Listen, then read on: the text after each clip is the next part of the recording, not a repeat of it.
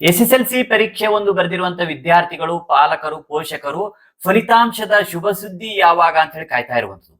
ಈ ಬಾರಿ ಎಸ್ಎಸ್ಎಲ್ಸಿ ಪರೀಕ್ಷೆ 1, ಪರೀಕ್ಷೆ 2 ಮತ್ತು ಪರೀಕ್ಷೆ 3 ಅಂತ ಹೇಳಿ ನಡೀತಾ ಇರುವಂತದ್ದಾಗಿದೆ. ಈಗಾಗಲೇ ಪರೀಕ್ಷೆ 1 ನಡೆದಿರುವಂತದ್ದು.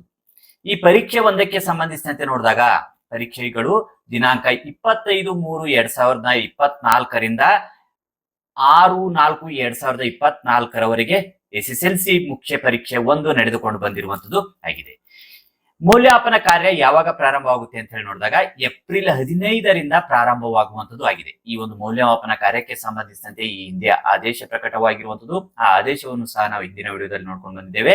ಏಪ್ರಿಲ್ 15ರಿಂದ ಮೌಲ್ಯಮಾಪನ ಪ್ರಾರಂಭಿಸಿರುವಂತದ್ದಾಗಿರ್ತದೆ. ಇದಕ್ಕೆ ಸಾಕಷ್ಟು ಸಿದ್ಧತೆಗಳು ಹಿಂದೆ 2-3 ದಿನದಿಂದಲೂ ಸಹ ಪ್ರಾರಂಭಿಸುವಂತದ್ದಾಗಿರ್ತದೆ. ಶಿಕ್ಷಕರ ನಿಯೋಜನೆ ಸಹ ಆಗಿರುವಂತದ್ದು. ಎಲ್ಲ ಉತ್ತರ ಪತ್ರಿಕೆಗಳ ಮೌಲ್ಯಮಾಪನ ಕಾರ್ಯ ನಡೆಯುತ್ತದೆ. ಈ ಮೌಲ್ಯಮಾಪನ ಕಾರ್ಯಗಳು ಸ್ವಲ್ಪ ದೀರ್ಘಕಾಲ ನಡೆಯುವಂತ ಸಾಧ್ಯತೆ ಇರುವಂತದ್ದಾಗಿರ್ತದೆ. ಕೆಲವೊಂದು ಪತ್ರಿಕೆಗಳು 1 ವಾರ ಅಥವಾ 10 ದಿವಸದಲ್ಲಿ ಮುಗಿಬಹುದು. ಇನ್ನು ಉಳಿದಿರುವಂತಹ ಪತ್ರಿಕೆಗಳು ಅಲ್ಲಿ ಲಭ್ಯವಿರುವಂತಹ ಮೌಲ್ಯಮಾಪಕರು ಮತ್ತು ಪರೀಕ್ಷೆ ಬರೆದಿರುವಂತಹ ವಿದ್ಯಾರ್ಥಿಗಳು ವಿವಿಧ ಒಂದು ಭಾಷೆ ಮತ್ತು ಮಾಧ್ಯಮಗಳ ಅನುಸಾರವಾಗಿ ಒಂದು ಮೌಲ್ಯಮಾಪನ ನಡೀಬೇಕಾಗಿರುವಂತದ್ದಾಗಿದೆ. ಸುಮಾರು ಮ್ಯಾಕ್ಸಿಮಮ್ ಅಂದ್ರೆ 20 ದಿನಗಳವರೆಗೆ ತೆಗೆದುಕೊಳ್ಳಬಹುದಾಗಿರುವಂತದ್ದು. ಇಷ್ಟು ದಿನಗಳ ಕಾಲ ಮೌಲ್ಯಮಾಪನ ಪ್ರಕ್ರಿಯೆ ನಡೆದಾದ ನಂತರ ಫಲಿತಾಂಶ ಪ್ರಕಟವಾಗುವಂಥದ್ದು. ಫಲಿತಾಂಶ ಯಾವಾಗ ಪ್ರಕಟವಾಗಬಹುದು ಅಂತ ಹೇಳಿ ನೋಡಿದಾಗ ಇಲಾಖೆಯಿಂದ ಬರ್ತಾ ಇರುವಂತಹ ಮಾಹಿತಿಯ ಪ್ರಕಾರವಾಗಿ ಏಪ್ರಿಲ್ ಕೊನೆಯ ವಾರ ಅಥವಾ ಮೇ ಮೊದಲನೇ ವಾರ ಪ್ರಕಟವಾಗುವಂತ ನಿರೀಕ್ಷೆ ಇರುವಂತದ್ದು. ಈ ಒಂದು ಮೌಲ್ಯಮಾಪನ ಪ್ರಕ್ರಿಯೆ ಮುಗಿದಾದ ನಂತರ ದಿನಾಂಕ ಸ್ಪಷ್ಟವಾಗಿ ಗೊತ್ತಾಗುವಂತದ್ದಾಗಿರ್ತದೆ. ಈ ಒಂದು ಪರೀಕ್ಷೆ 1ರ ಫಲಿತಾಂಶ ಮೇ ಮೊದಲ ವಾರ ಅಥವಾ ಏಪ್ರಿಲ್ ಕೊನೆಯ ವಾರ ಪ್ರಕಟವಾಗಬಹುದು ಅಂತ ಹೇಳಿ ಈ ಒಂದು ಮಂಡಳಿಯ ಒಂದು ಪತ್ರಿಕಾ ಪ್ರಕಟಣೆ ಮೂಲಕ ತಿಳಿದು ಬರುವಂತದ್ದಾಗಿದೆ. ಇನ್ನು ಪರೀಕ್ಷೆಯ ಫಲಿತಾಂಶ ಪ್ರಕಟವಾದ ನಂತರ ಫಲಿತಾಂಶವನ್ನು ಹೇಗೆ ವೀಕ್ಷಣೆ ಮಾಡ್ಕೊಳ್ಬೇಕಂದಾಗ ಫಲಿತಾಂಶವನ್ನು krresults.nic.in ಈ ಒಂದು ವೆಬ್ಸೈಟ್ಗೆ ಭೇಟಿ ಕೊಟ್ಟು ಫಲಿತಾಂಶವನ್ನು ಚೆಕ್ ಮಾಡ್ಕೊಳ್ಬಹುದು.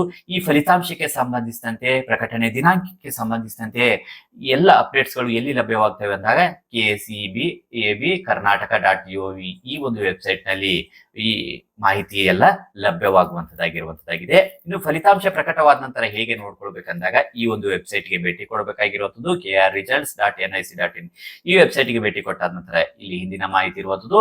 ಈಗ ಹೊಸದಾಗಿ SSLC ಪರೀಕ್ಷೆ 1ರ ರಿಸಲ್ಟ್ ಪ್ರಕಟವಾದ ನಂತರ ಈ ಒಂದು ಸ್ಥಳದಲ್ಲಿ ಯಾವ ಒಂದು ದಿನಾಂಕಕ್ಕೆ ಪ್ರಕಟವಾದ ನಂತರ ಇಲ್ಲಿ ಮೇಲ್ಗಡೆ ಬರುವಂತದ್ದು ಆಗಿರ್ತದೆ. ಈಗಾಗಲೇ ಈ ಒಂದು PUC ರಿಸಲ್ಟ್ ಸಹ ಈ ವೆಬ್ಸೈಟ್ ನಲ್ಲಿ ನಾವು ನೋಡಿರುವಂತದ್ದಾಗಿರ್ತದೆ. ಇಲ್ಲಿ ಬಂದಾದ ನಂತರ ಇಲ್ಲಿ ಯಾವ ರೀತಿಯಾಗಿ ಪರೀಕ್ಷೆ ಮಾಡ್ಕೊಳ್ಬೇಕಂದಾಗ ಇಲ್ಲಿ SSLC ರಿಜಿಸ್ಟರ್ ನಂಬರ್ ಅನ್ನು ಹಾಕೊಳ್ಬೇಕಾಗಿರುವಂತದ್ದು. ನಂತರ ಒಂದು ಡೇಟ್ ಆಫ್ ಬರ್ತ್ ಇಲ್ಲಿ ಹಾಲ್ ಟಿಕೆಟ್ ನಲ್ಲಿ ಇರುವ ರೀತಿಯಲ್ಲಿ ಡೇಟ್ ಆಫ್ ಬರ್ತ್ ಅನ್ನು ಹಾಕಿ ಸಬ್ಮಿಟ್ ಮಾಡಿದಾಗ SSLC ಫಲಿತಾಂಶವನ್ನ ಇಲ್ಲಿ ವೀಕ್ಷಣೆ ಮಾಡ್ಕೊಳ್ಬಹುದಾಗಿರುವಂತದ್ದಾಗಿದೆ. ಇದು ವಿದ್ಯಾರ್ಥಿಗಳೇ SSLC ಒಂದು ಫಲಿತಾಂಶಕ್ಕೆ ಸಂಬಂಧಿಸಿದಂತೆ ಮತ್ತು ಯಾವ ರೀತಿಯಾಗಿ ನಾವು ನೋಡ್ಕೊಳ್ಬಹುದು ಅನ್ನೋದಕ್ಕೆ ಸಂಬಂಧಿಸಿದಂತೆ ಒಂದು ಚಿಕ್ಕದಾಗಿರುವಂತಹ ಮಾಹಿತಿ ಆಗಿರುವಂತದ್ದು. ಈ ವಿಡಿಯೋ ನಿಮ್ಗೆ ಇಷ್ಟ ಆದಲ್ಲಿ ಲೈಕ್ ಮಾಡಿ. ನಂತರ ಈ ಒಂದು SSLC ಫಲಿತಾಂಶ ಬಂದಾದ ನಂತರ ಪರೀಕ್ಷೆ 2 ಮತ್ತು ಪರೀಕ್ಷೆ 3 ಸಹ ಇರುವಂತದ್ದಾಗಿದೆ. ಈಗಾಗಲೇ ಬಂದಿರುವಂತಹ ಫಲಿತಾಂಶದಲ್ಲಿ ಇನ್ನಾದರೂ ಇಂಪ್ರೂವ್ಮೆಂಟ್ ಬೇಕಂದಲ್ಲಿ ಸಬ್ಜೆಕ್ಟ್ ವೈಸ್ ಇಂಪ್ರೂವ್ಮೆಂಟ್ ಗಾಗಿ ಅಥವಾ ಒಟ್ಟಾರೆ ಫಲಿತಾಂಶ ಇಂಪ್ರೂವ್ಮೆಂಟ್ ಗಾಗಿ ಸಹ ನೀವು ಪರೀಕ್ಷೆ 2ಕ್ಕೆ ಸಿದ್ಧತೆಯನ್ನು ಮಾಡ್ಕೊಳ್ಬಹುದಾಗಿರುವಂತದ್ದು. ಪರೀಕ್ಷೆ 2 ಮತ್ತು ಪರೀಕ್ಷೆ 3ಕ್ಕೆ ಸಿದ್ಧತೆಗೆ ಸಂಬಂಧಿಸಿದಂತೆ ನಾವು ಸಾಕಷ್ಟು ವಿಡಿಯೋಗಳನ್ನು ಸಿದ್ಧಪಡಿಸ್ತಾ ಇರುವಂತದ್ದು. ಈ ಒಂದು ರಜೆ ಅವಧಿಯಲ್ಲಿ ಆ ವಿಡಿಯೋಗಳನ್ನು ವೀಕ್ಷಣೆ ಮಾಡಿ ಪ್ರಾಕ್ಟೀಸ್ ಸಹ ಮಾಡ್ಕೊಳ್ಬಹುದಾಗಿರುವಂತದ್ದಾಗಿದೆ. ಮತ್ತೆ ಭೇಟಿಯಾಗೋಣ. ನಿಮ್ಮ ಸ್ನೇಹಿತರಿಗೂ ಸಹ ಶೇರ್ ಮಾಡಿ.